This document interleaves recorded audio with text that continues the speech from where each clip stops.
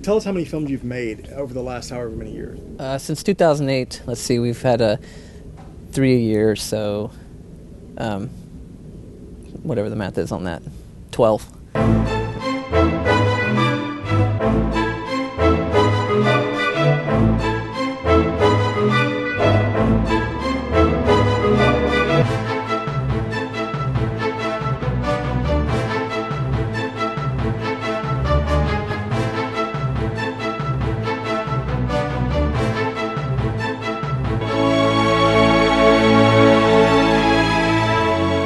My name is Mickey Reece, and I'm originally from Newcastle, Oklahoma, and I now live in Moore, Oklahoma. And we started making movies like, when I was in high school, and they were all really crappy. And my buddies, and these guys are also from Newcastle, a lot of them.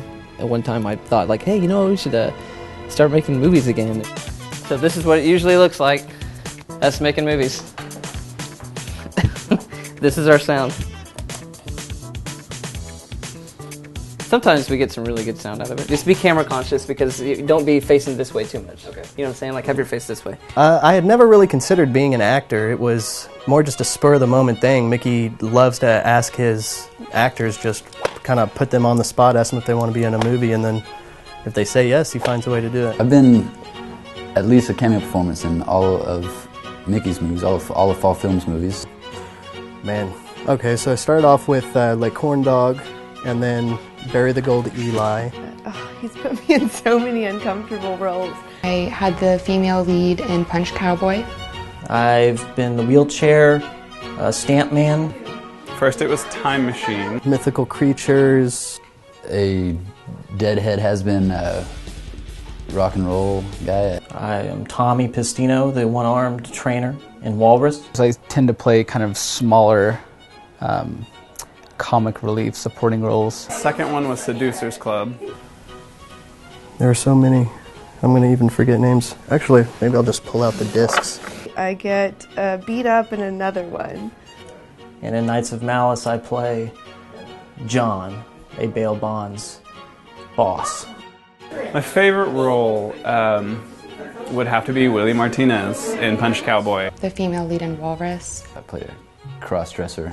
A few with accents, which I'm horrible at. A mail-order bride from Russia. You have no desire to marry. Are you trying to break your father's heart? Airman. You're putting me on the spot with that. I can't even think of everything. There are like 12 of them.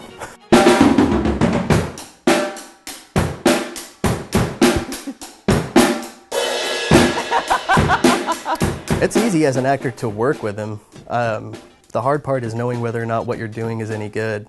Keith, Ronnie and I built a relationship based on a foundation of trust and love and understanding. Because he's so rapid fire then that he'll just say, all right, good, moving on. And you're like, well, I don't know. Was I looking the right direction? Did I feel like I messed my lines up a little bit? He's like, no, it's good.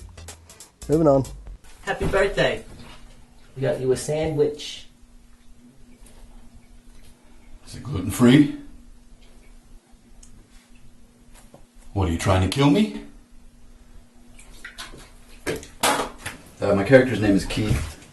He's a sensitive individual. He's very caring, but he has issues with self-confidence. And he masks those with rage and hatred towards the ones he loves the most. You can't have any boundaries as far as what you want to do. If Mickey's aware of any boundary, then he's going to try to break it down.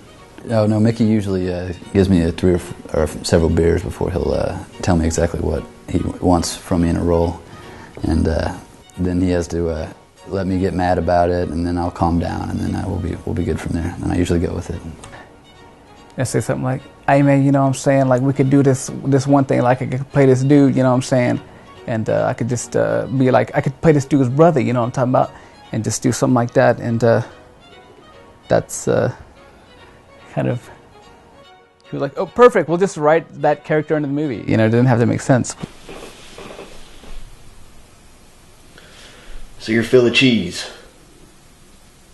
Philly D, man. Philly D. I've come to know him much better, and he's very quirky and kind of weird, and you just got to get used to it. But once you do, you fall in love with him, so he's a great guy. Mickey does all the writing himself generally, except for on Punch Cowboy. But yeah, we were all involved from the beginning. We, as we watch movies together and talk about those and think about things that we want to do from things that inspire us. Most of the time, it's me writing on my BlackBerry, like sitting at work on my breaks and stuff, like typing an entire script on my BlackBerry. You can look on here. There's like on the memo pad. There's like entire scripts. Usually we copy this and then paste it to everybody's Facebook or email. And so the entire time that we're doing a scene, like people will just be grabbing their phones and like read through the lines. I don't do anything on production really. Yeah, today, we just got that new audio recorder, and it's the first time we used it, and we wanted to look semi-professional because you guys are doing a documentary. If this is something good to say for the documentary, who knows? Probably not. But yeah, that's why I was doing that. Running sound.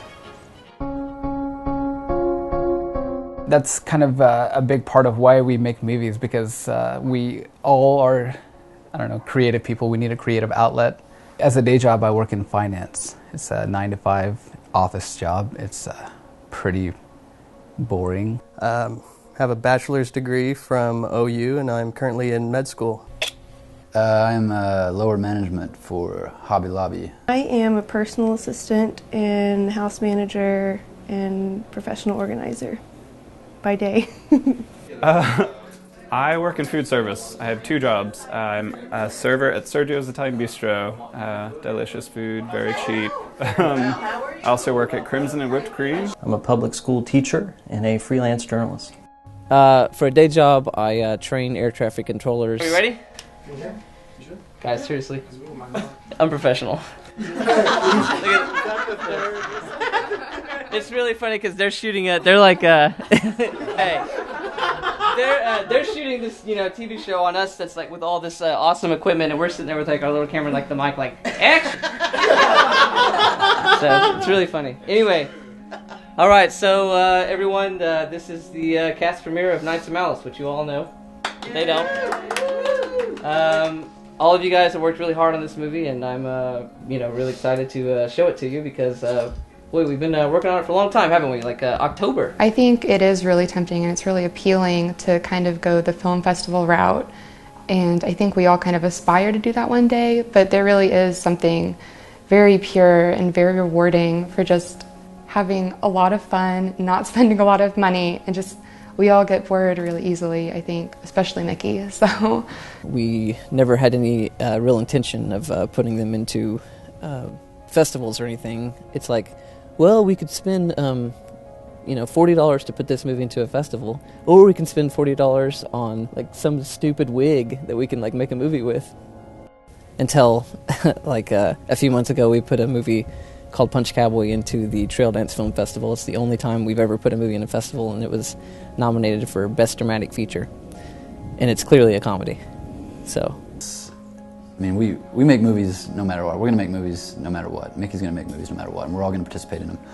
And anything that happens that comes along, any accolades or anything that validates what we are doing, that's all great, but that's not really what it's for.